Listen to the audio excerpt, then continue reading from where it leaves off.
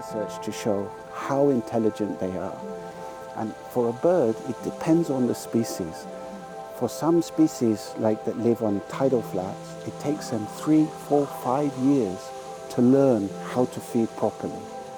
For birds like these sparrowhawks, probably takes 6 months to a year to really get good at what they do.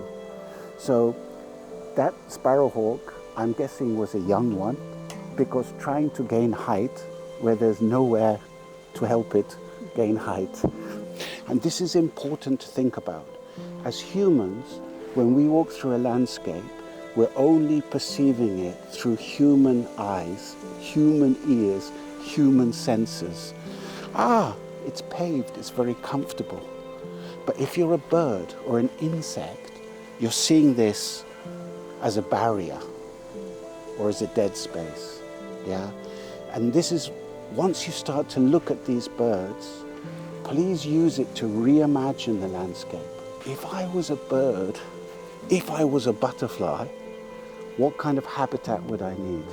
And if you can ask that question, then you can start to think about SDG, life on land, SDG, life underwater. If you don't have that mindset, you can't ask that question.